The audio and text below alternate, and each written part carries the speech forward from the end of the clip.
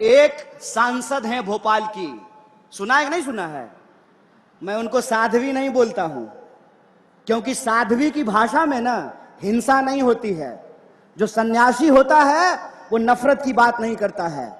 जो सन्यासी होगा वो नफरत की बात नहीं करेगा, और जो नफरत की बात करेगा वो सन्यासी नहीं हो सकता है। इस बात को याद रखिएगा। तो वो जो सांसद हैं उन्होंने हिंसा की बात की, तो मुझे इसमें ना एक जो है साजिश दिखाई देता है। साजिश जानते हैं क्या है? वो सांसद महोदया एक्चुअली जय शाह के पापा का मजाक उड़ा रहे थे।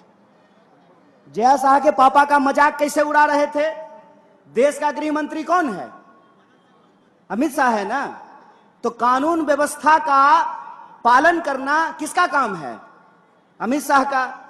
तो साध्वी ये कह रही थी कि अमित शाह निकम्मा है, इसीलिए अपने घर में चाकू तेज कर लिए। यही कह रही थी ना। उस बयान का यह भी मतलब तो निकाला जा सकता है कि आप इस देश के बहुसंख्यकों को डरा रहे हैं और आप ये बता रहे हैं कि जय शाह का पप्पा किसी काम का नहीं है, इसीलिए अपने घर में चाकू तेज कर लीजिए। यह बात आपको ठीक लगती है? यहां पुलिस के लोग वर्दी पहन करके खड़े हैं। क्या मैडम, हम ही लोग चाकू तेज कर लें तो आप लोग क्या कीजिएगा? उत्तर प्रदेश पुलिस की तरह मुंह से ही ठाई ठाई कीजिएगा? क्या कीजिएगा बताइए? बताइए इस देश की सिक्योरिटी फोर्सेज क्या करेगी? बताइए इस देश की पुलिस क्या करेगी? बताइए इस देश की न्यायपालिका क्या करेगी? बताइए इस देश की अदालतों में क्या होगा? बताइए इस देश में कानून व्यवस्था का क्या होगा? अगर हमको अपने घर में चाकू तेज करना है तो फिर गृह मंत्री किस लिए? अपने बेटा को बीसीसीआई का सेक्रेटरी बनाने के लिए? किस लिए है गृह मंत्री? किस लिए है रक्षा मंत्री? इस सवाल को अपने मन में पूछिए, और इस सवाल को जब आप अपने मन में पूछेंगे तब आपको समझ में आएगा कि यह नफरत की भाषा क्यों बोली जाती है। यह नफरत की भाषा इसलिए बोली जाती है ताकि हम आपस में लड़ने लगें, और जब हम आपस में लड़ने लगेंगे तो हमारा रेलवे बेच करके अपने दोस्त की तिजोरी में साहब पहुंचा देंगे। साहब ने कहा कि हम ट्रेन के डब्बे में चाय बेचते थे। गुरु, हम आपको चाय बेचते हुए तो नहीं देखे हैं, लेकिन रेलवे बेचते हुए आपको देख रहे हैं। गुरु, हम आपको चाय बेचते हुए तो नहीं देखे हैं, लेकिन बीएसएनएल बेचते हुए देख रहे हैं। गुरु, हम आपको चाय बेचते हुए नहीं देखे हैं, लेकिन एलआईसी बेचते हुए देख रहे हैं। देख रहे हैं कि नहीं देख रहे हैं? और अगर कोई चाय बेचने वाला होता तो दूध का दाम बढ़ाता क्या? मैं मोदी जी की तरफ पूछूं क्या? अगर कोई चाय बेचने वाला देश का प्रधानमंत्री होता तो जब नया साल आने वाला है तो 2 रुपया दूध महंगा किया जाता क्या? दूध से इनका नाता नहीं है, चीनियों से जरूर है। दूध से नाता हो ना हो, चीनी से जरूर है। और यह बात मैं क्यों बोल रहा हूं? पहली बार ऐसा हुआ है कि कोई हमारे यहां आ गया, गलत किया।